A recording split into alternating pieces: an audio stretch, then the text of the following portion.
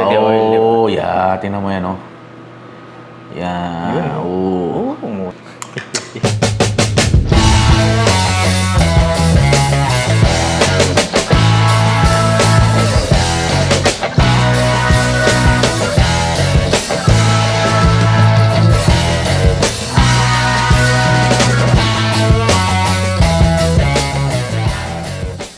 Masarap ang ating pagkain para sa episode na ito na ginagawa natin, Chef. At meron nga ako dito mga laman loob ng baboy.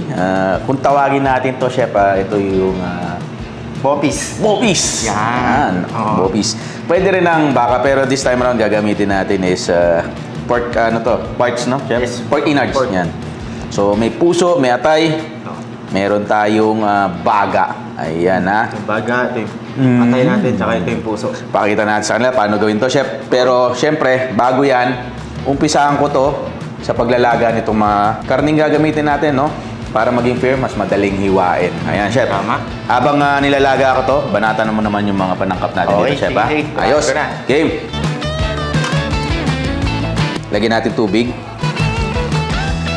So, itong paglalaga natin, wala pa ako ilalagay, wala pang kahit anong sangka, pampalasa or what, kasi nga po mamaya pa natin lulutuin. Just to make, alam mo, maging firm lang siya at madali lang siyang hiwain, no? At mapapansin nyo rin po, iniwalay ko tong atay. Dahil pag yan ay sinabay natin sa paglalaga ngayon, ako, titigas unang gusto yan, kaya later na yan. Ayos, so laga natin siya. Pag kumulo na ito, about 10-20 minutes, no? At balikan natin from time to time kasi hindi siya masyadong nakalubog. Ikot-ikutin ko na lang.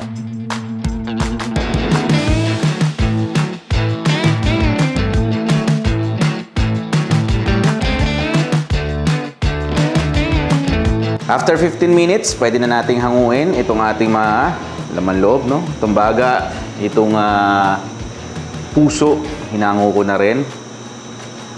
Yan, kailangan ganyan lang po para lang i-firm lang natin siya para mas madali siyang hiwain. Dahil pag ito, kung fresh mo siya hiwain, sasayaw-sayaw sa kutsilyo eh. So yan po yung technique natin sa paggawa ng bopis. At makikita nyo, tuloy-tuloy pa rin ang kulo.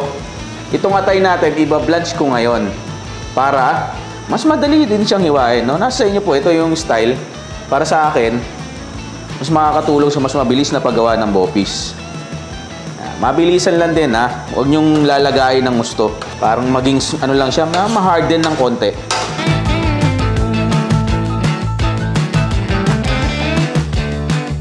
Tayin na natin yung apoy. Blanch technique. So, ganyan na magiging itsura. Mas madali na siyang hiwain ngayon. Palamigin natin to. Napalamig na natin to. Hiwain na natin yung ating gagamitin sa ating bopis. Mapapansin nyo yung puso, yung baga, pwede natin pagsamahin pag nahiwa na. Pero yung atay po, ihihiwalay ko din siya ng container. Kasi nga, madali siyang tumigas. Hindi siya pwede isabay sa lutuan eh. Okay?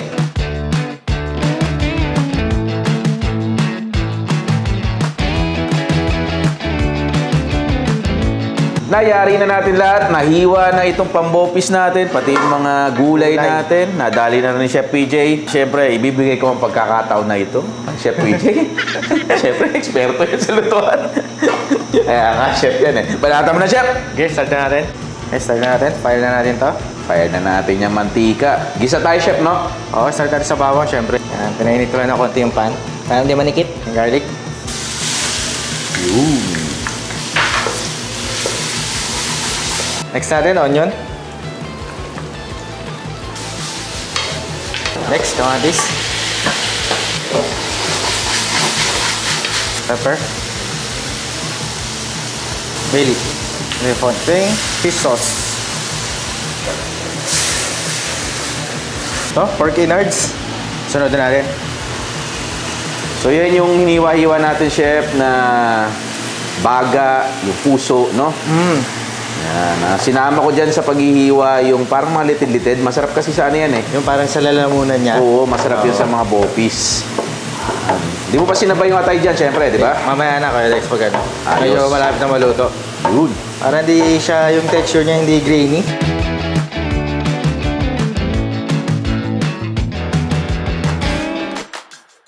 So, gisadong-gisado na siya. Palambutin na natin siya sa tubig. Tubig na yan, Chef. Lalagyan na, no? Yun, oh. Huwag masyado maraming konti na yan. Tama lang. Tapos, pag matigas pa siya, mamaya pagbalik natin, dagdagan na lang natin ako ng tubig ulit. At tayo na, regular lang na white vinegar. Siguro, Sabay mo na sa pakulo, chef, no? Oo, para maluto na yung suka. Around mga 1/4 cup. Boil natin siya. Balikan natin after 30 minutes. Check natin.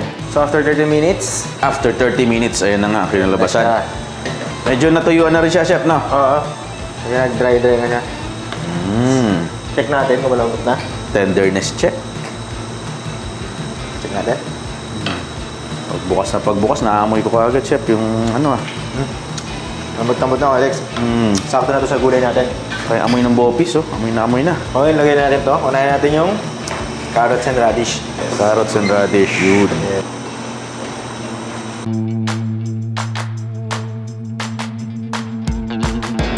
So, yung katayin natin. Lagyan natin yung liver. Yun, no? Yung difference na blanch natin ng liver. Mas i-slice natin ng evenly. Hindi masyadong mahirap i-slice yung atay. Oo. Kaya nilalaga talaga namin ng konti. Lagyan natin yung mga meron tayo ito, siling sigang, tsaka siling labuyo. Bell pepper, red and green. Lagyan natin ng konting light soy sauce. Kung wala naman ito, kahit yung regular lang na soy sauce, okay din naman. Ano yan siya, pang-add lang ng color, no? Oo, para mas lang, Maging maganda dark. yung kulay niya. Oo. Itong ginagawa natin, disclaimer lang, chef, ito yung walang tsuete, no? Oo, tsuete. Ito yung mga paborito nating karinderya style ng bopis. Yan, no? Sarap ng amoy. So, magliligpit na ako dito, chef. Kain na tayo. Alam na natin kasunod dito. Tikman na natin yan.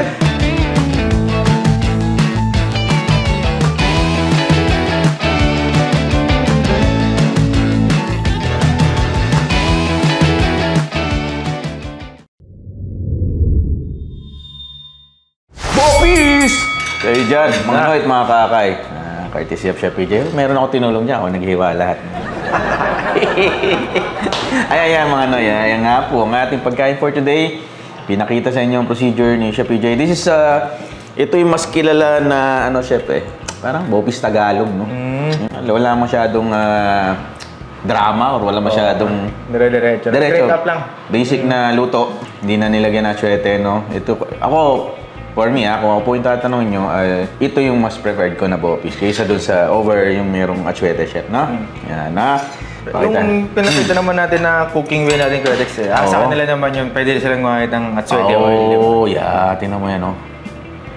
Yan.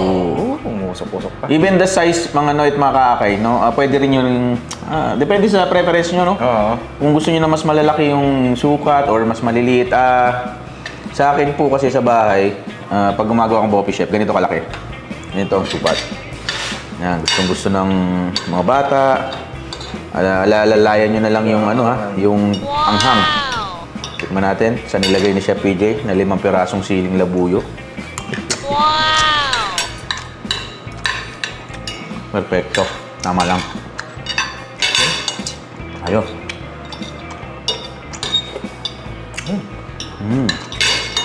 Tap.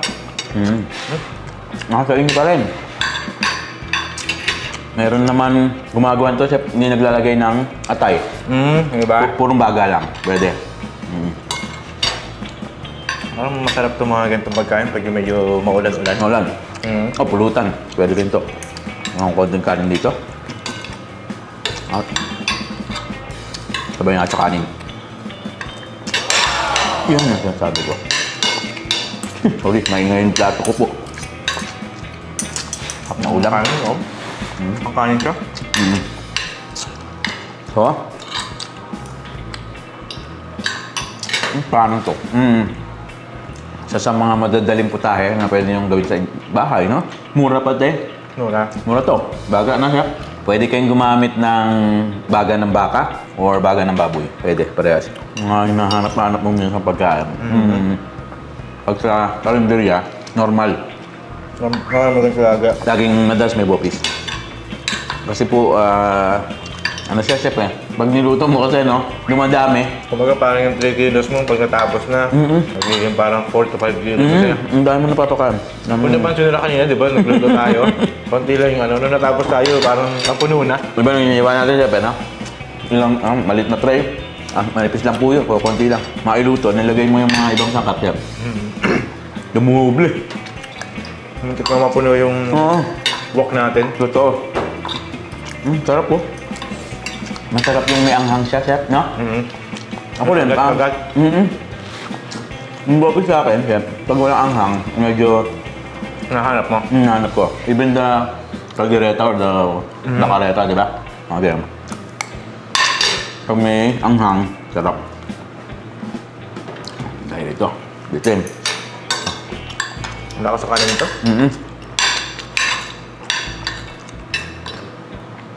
Iba talaga yung lasa ng baga. Maangat sa bopis. Wow. Ano pa? Medyo alala sa mga ano. Na parang laman loob kasi ito, no? May mga gout dyan. Gout. May mga sakit sa mga rayuma. Correct. Baka, hindi ko alam kung totoo po, no? Kung talagang tumataas yung percentage na a-atake yung mga ganyan. Paminsan-minsan na siguro kasi. Okay lang naman yan. Alala yung saan. Diba? Moderate lang. Tap. Ayan mga Noy, mga kakay. Habang kumakain ko naman dito, hindi naman pabibig ko. Sana nga, gusto lang niyo po. Yung natin siya, no? Ang ating bopis Tagalog na tinatawag natin. Presented by Chef PJ, siyempre, no? Pwede nyo gawin sa bahay. Isang ulam na, I think, ang family of 5, no? Meron pa 1 kilo nito. Busog na. Busog. Nagpapangano pa, may tatawi pa for the second day around, no? Bopis. Maraming salamat po sa inyo lahat mga Noy at mga kakay. Siyempre, salamat sa patuloy na pagsubaybay sa amin, sa pagsuporta po, no? Dito sa akin ni Sol, sa aming organisasyon na voluntaryong sinusuportahan sa PJ, no? Maraming salamat po. Siyempre, sa Kuya Dex YouTube channel, maraming salamat din sa patuloy na pagsuporta sa panonood sa amin. Chef PJ Facebook page, ayan po, pakita natin. Even na Kuya Dex Facebook page, patuloy tayong Chef. Ito yung mga yung kanilang pagsuporta sa atin na panonood, ayan po yung parang spark or nag-i-ignite sa amin para maghanap pa lalo ng mga mag-explore, ng mga saan tayo pumupunta, Chef, no? Mga Lalo tayo na-inspired. Oo, mga destinations na kinakainan natin, no? Mga sites na pwedeng puntahan nating mga Pilipino. Muli po natin suportahan at buhayin ang turismo, kultura ng pagkain dito sa Pilipinas. Yan, mabuhay kayong lahat, siyempre. God bless you all. Ako po ang inyong lingkod, si Kuya Dex, kasama pa rin. Siyempre, Chef PJ? yun, no? Bopis, pagmamahal. Bye! Bye!